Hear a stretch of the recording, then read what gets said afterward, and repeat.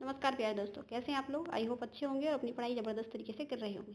तो आज हम देखने वाले हैं मॉक टेस्ट कैसे एनालाइज करते हैं। मॉक टेस्ट खेलना बंद करेंगे और मॉक टेस्ट से कैसे बेस्ट बेनिफिट लिया जा सकता है वो अब हम देखने वाले हैं। तो चलिए, यहाँ पर सबसे पहले आपको फ्रस्ट्रेशन हो रही होगी, मार्क्स क्यों नहीं बढ़ रहे हैं। तो इसके लिए स्टॉप टेस्टिंग स्टार्ट एनालाइजिंग, मतलब टेस्ट देना, बार बार टेस्ट टेस्ट खेलना बंद करें और अपना जो टेस्ट दिया है, मॉक टेस्ट जो दिया है, उसको एनालाइज करना स्टार्ट करते हैं।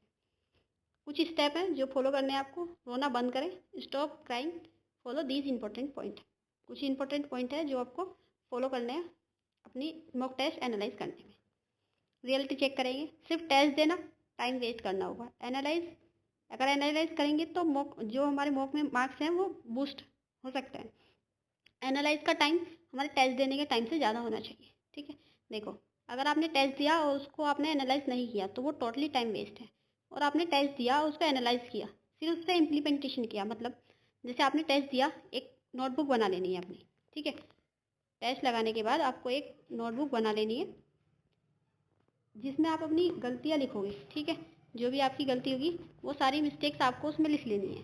सपोज उसमें 3 पोर्शन होने चाहिए आपके। एक जो आपको आता था लेकिन आपने जल्दी जल्दी में गलत कर दिया। दूसरा, जो कि ऐसा क्वेश्चन था जो आपने कभी पढ़ा ही नहीं है, मतलब वहाँ पे अभी नॉलेज का गैप है, मतलब आपको उसके बारे में कुछ पता ही नहीं है। तीसरा, जो क्वेश्चन आपको आता भी है लेकिन आपका टाइम ज़्यादा खा जा रहा है, मतलब आपने उससे प्यार हो गया और आप उसको छोड़ नहीं पा रहे हो, वहीं पे बैठे हुए, और उसने 10 मिनट आपकी ख़राब कर दी। भले से उसका आंसर सही आए या गलत, लेकिन वो 10 मिनट आपकी काफ़ी सारे 10 मिनट में आप काफ़ी सारे क्वेश्चन और कर सकते थे, लेकिन आपने उस एक क्वेश्चन पे अटका के अपना लास्ट का जो टाइम था उसमें होपलेस हो जाओगे, क्योंकि टाइम नहीं बचता है तो बंदा होपलेस हो जाता है। फिर एक क्वेश्चन के चक्कर में काफ़ी सारे क्वेश्चन गलत भी हो जाते हैं और काफ़ी सारे क्वेश्चन छूट भी जाते हैं। तो ऐसा भी नहीं करना है।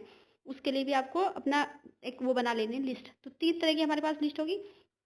एक जिसमें हमने जल्दी जल्दी में गलती कर दिया, एक जो हमको आता नहीं है, तीसरा कि कोई भी क्वेश्चन कितना टाइम टेकिंग हो रहा है और फिर भी उसका आंसर अगर गलत हो जा रहा है तो गलत क्यों हुआ। अगर इतना टाइम टेकिंग हो रहा है तो उसको स्किप करने की तकनीक हमें आनी चाहिए, या फिर उस पर काम कर लो। अगर अभी टाइम ज़्यादा है तो काम कर लो और उसे स्पीड के अंदर ले आओ। अगर नहीं आ पा रहा है तो उसको छोड़ने का, स्किप करने का भी आपको आना चाहिए।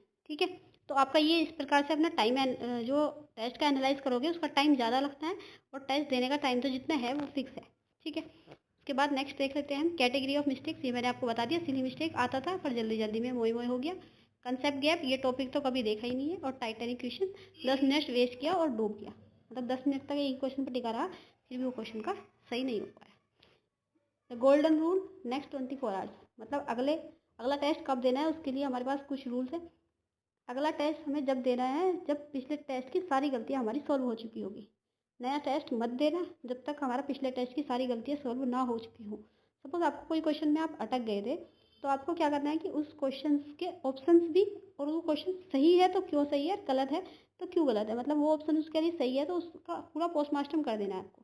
फिर उसको रिसोल्व करना है, टाइटैनिक क्वेश्चन को, और जो भी हमारा कंसेप्ट गैप था उन वाले क्वेश्चंस को भी आप 2-3 बार रिवाइज कर लेंगे, 2-3 बार सॉल्व कर लेंगे। ठीक है, उसके बाद क्या रहेगा, एनालाइज करो और हीरो बनो। ठीक है, यही आज का कंक्लूजन था। रिकैप करने के लिए मैंने आपको सारा बता ही दिया कि आपको सबसे पहले मॉक टेस्ट लगाना है। मॉक टेस्ट के बाद आपको मॉक टेस्ट को एनालाइज करने का टाइम ज़्यादा रखना है। टाइम ज़्यादा रखोगे एनालाइज करने का, उसके लिए आपको एक नोटबुक में 3 अपनी वो बना लेनी है हेडिंग कि इसमें आपको कौन सा क्वेश्चन जल्दी जल्दी में गलत हो गया, कौन सा क्वेश्चन आपको आता नहीं था, जो नॉलेज नहीं थी।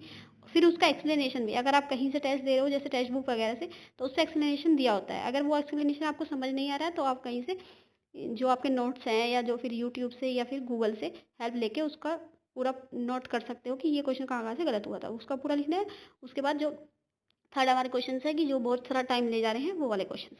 ठीक है, तो the more you practice the better you will become at study, your marks definitely increase, so the next time you attempt the mock test you will be ready to impress everyone with your marks.